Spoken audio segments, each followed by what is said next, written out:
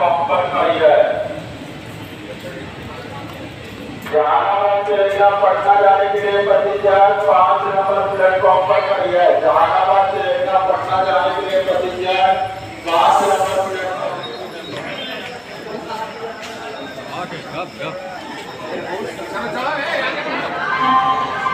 May I have your attention, please? Train number 03264 from নমস্কার, আমি দেব ভট্টাচার্য বং ট্রাভেলসে আপনাদের স্বাগতম জানাই। আজকে আমি আপনাদেরকে নিয়ে যাব গয়া ধাম। ধাম বিখ্যাত পিণ্ডদানের জন্য। হিন্দু শাস্ত্রে বলা আছে যে গয়াতে পিণ্ড দিলে সেই আত্মা পরমাত্মার সাথে বিলীন হয়ে যায় বা মোক্ষ প্রাপ্তি হয়। ধামে এসে যদি আপনি পিণ্ড দিতে চান আপনাদের আত্মীয় স্বজনকে, তাহলে সর্বশ্রেষ্ঠ হচ্ছে ভারত সেবাশ্রমের মাধ্যম দিয়ে আপনারা পিণ্ডদান দিন। ভারত সেবাশ্রম সম্বন্ধে এখানে অনেক লোক আছে যারা আপনাকে অতি সহজে নকল ভারত সেবাশ্রমে নিয়ে যাবে। তো সেই জন্য আমি গাইডেন্স দিয়ে দেব যেভাবে আপনি আসল ভারত সেবাশ্রমে পৌঁছতে পারেন। আমি এখন পৌঁছে গেছি ভারত সেবাশ্রম সঙ্গে, আমি বিস্তারে আপনাদের দেখিয়ে দিচ্ছি।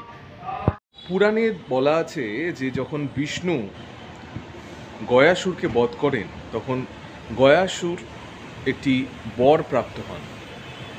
বরটি ছিল এরকম যে এইখানে এসে কেউ যদি পিণ্ডদান করে তার পূর্বপুরুষকে, তাহলে সেই পূর্বপুরুষের আত্মা মোক্ষপ্রাপ্তি করবে। তো এখানে লাখে লাখে মানুষ আসেন এবং এখানে পিণ্ডদান করে যান। গয়া ধামে এসে আপনাকে যাদের থেকে খুব সতর্ক থাকতে হবে, প্রথম হচ্ছে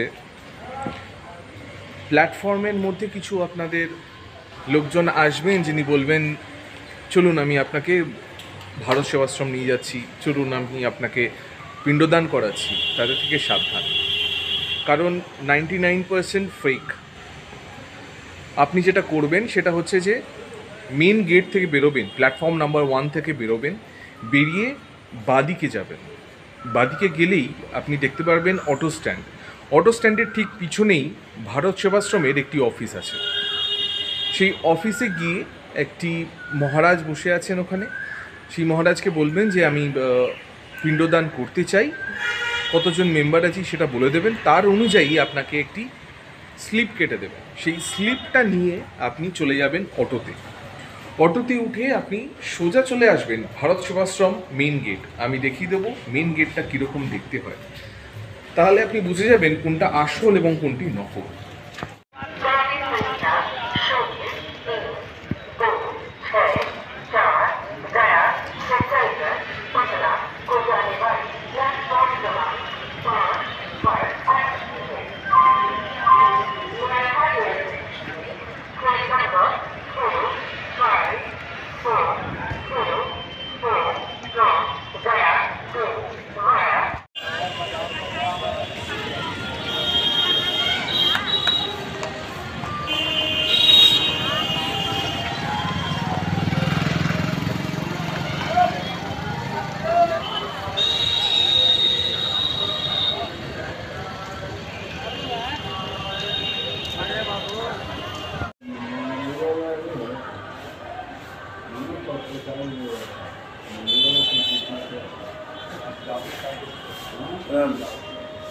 তিনজনের 30 টাকা, তিনজনের 30 টাকা।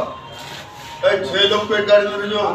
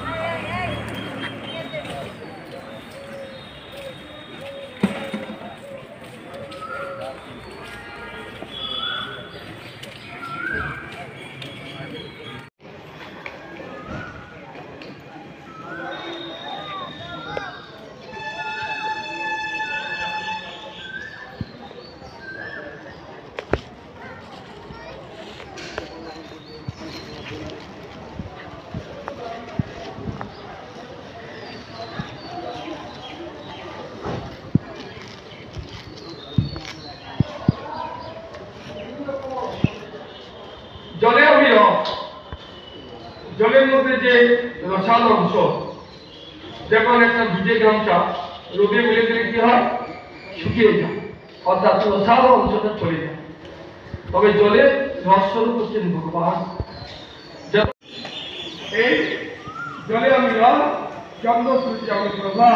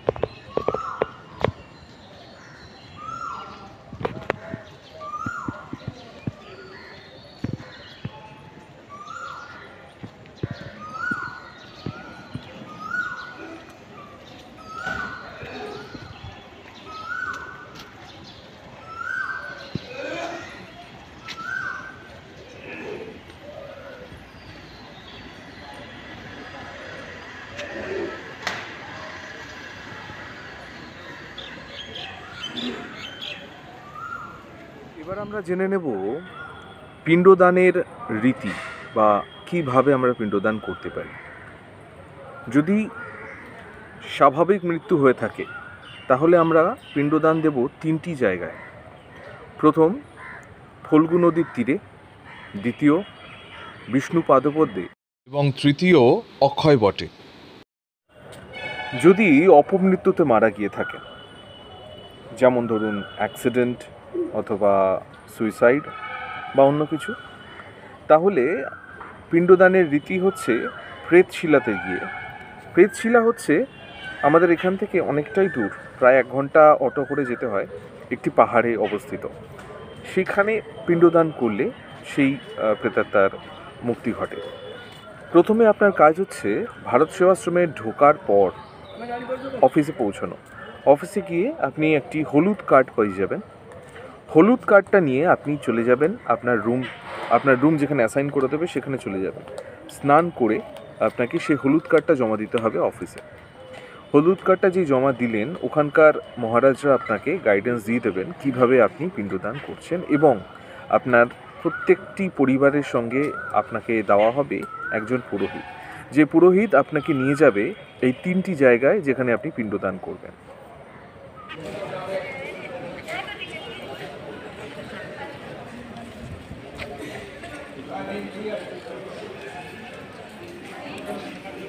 সকলের সামনে চলে আসুন, সামনে চলে আসুন।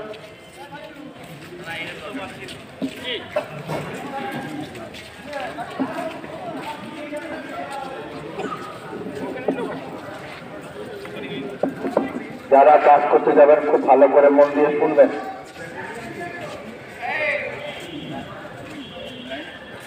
আপনারা দেশের বিভিন্ন জায়গা থেকে এসছেন গয়াতে, তারপরে এসছেন ভারত সেবাশ্রম সঙ্গে।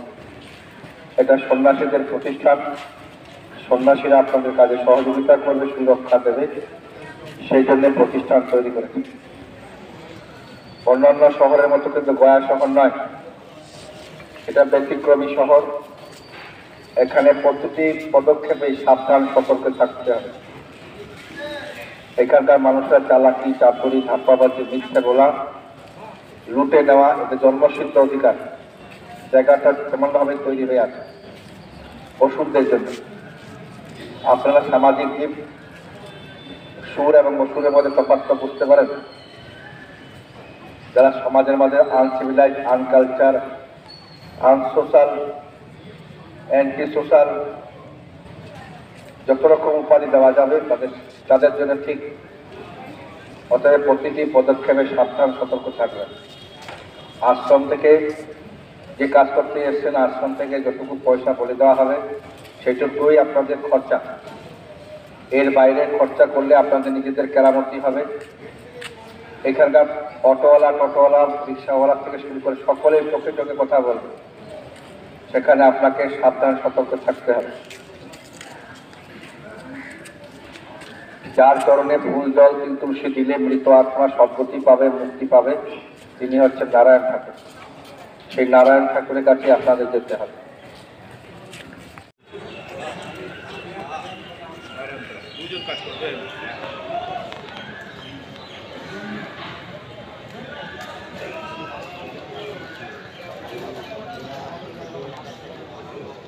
স্নান করেই আমরা তৈরি হয়ে নিয়েছি পিণ্ডদান করার জন্য। হলুদ কার্ড জমা দেওয়া হয়ে গেছে। এবার কিছুক্ষণ পরে আমাদের পুরোহিত দেওয়া হবে। এবার পুরোহিত অ্যাসাইন হয়ে গেলে একটা জিনিস মাথায় রাখবেন, পুরোহিতকে না জানিয়ে বা যে পুরোহিত আপনাকে অ্যাসাইন করা হচ্ছে তাকে বাদ দিয়ে অন্য কাউকে কোনো টাকা দেবেন না। এখানে প্রচুর ফ্রডস আছে যারা আপনার থেকে টাকা নেওয়ার জন্য আপনাকে ভুলিয়ে ফুসলিয়ে অনেক কিছু বলবে। দেবেন না, পয়সা বাড়ি করবেন না, সেটাই ভালো হয়। ফল্গু নদীর তীর থেকে আপনাদের নিয়ে যাব আমি বিষ্ণু পাদপদ্মে এবং তারপরে অশ্বত্থ বটবৃক্ষে। তারপরে আমি চেষ্টা করব নিয়ে যাওয়ার প্রেতশিলাতে। তো এই 3টি জায়গা এবং প্রেতশিলা, এই 4টি জায়গার কর্মকাণ্ড দেখানোর প্রচেষ্টায় থাকব। সেটা দেখতে যাওয়ার আগে আপনাদের অনুরোধ, চ্যানেলটিকে সাবস্ক্রাইব করুন, যদি ভালো লাগে লাইক করুন এবং শেয়ার করুন। কারণ আমি যে ভিডিওটা আপনাদের কাছে দেখাচ্ছি এটা একমাত্র অরিজিনাল ভিডিও এবং এটা আপনাদের সুবিধার্থে বানাচ্ছি, যাতে কোনো ব্যক্তি গয়ায় এসে প্রতারণার ফাঁদে না পড়ে যান। তো আমি এখানে প্রচুরবার এসেছি, আমার ফ্যামিলিতে অনেকজন মারা গেছেন, তো আমার মোটামুটি 99% জানা আছে কি করতে হয়। তো আমি আমার এক্সপিরিয়েন্স শেয়ার করছি আপনার কাছে। আশা করব ভালো লাগবে। লাইক করুন, কমেন্ট করে জানান আপনাদের যদি কিছু জানার থাকে। চেষ্টা করবেন এই ভিডিওটি শেয়ার করার, কারণ যত শেয়ার করবেন তত লোক অভিজ্ঞ হবে এবং প্রতারণার ফাঁদ থেকে বাঁচবে। এবং সঙ্গে থাকুন।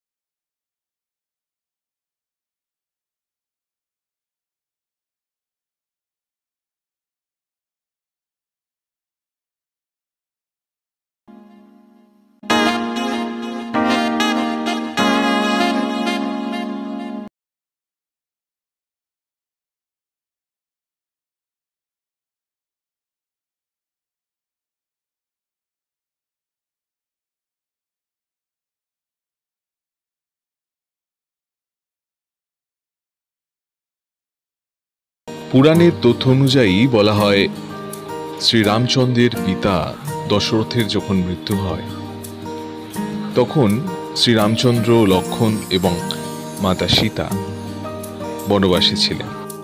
শ্রাদ্ধ কার্যের জন্য যে দ্রব্য সামগ্রী লাগে সেগুলি জোগাড় করার জন্য শ্রীরামচন্দ্র এবং লক্ষ্মণ বেরিয়ে পড়েছিলেন।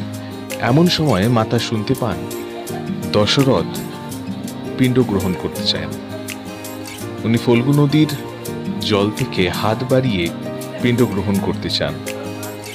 এমন সময় মাতা সীতা দ্বিধান্বিত হয়ে পড়েন, কারণ শ্রীরামচন্দ্র ছিলেন না তখন উনি 4 জনকে সাক্ষী রেখে শ্রাদ্ধ কার্য সম্পন্ন করেন।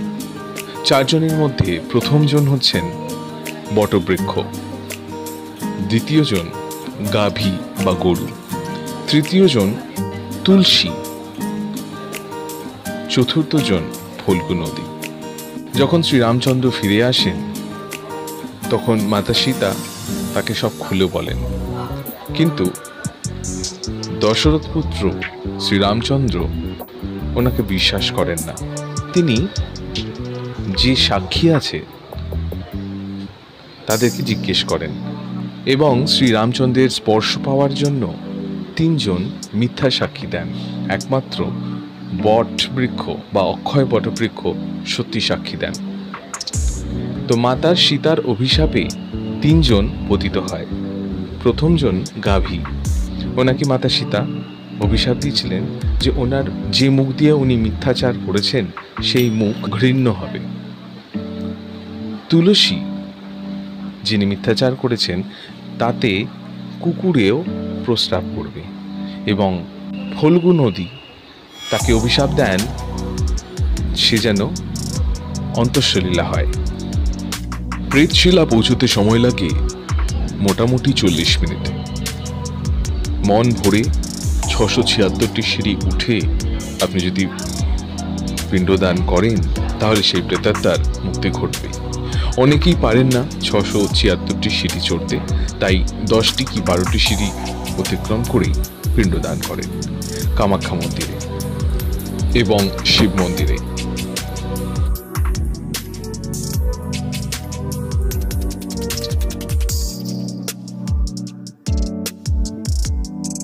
এই প্রতিবেদনটি ছিল বং ট্রাভেলসের তরফ থেকে। আমি দেব ভট্টাচার্য। যদি আরও কিছু জিজ্ঞাসা থাকে আমাকে সরাসরি কল করতে পারেন নিচে নাম্বারে। ধন্যবাদ, ভালো থাকবেন, সঙ্গে থাকবেন এবং সুস্থ থাকবেন।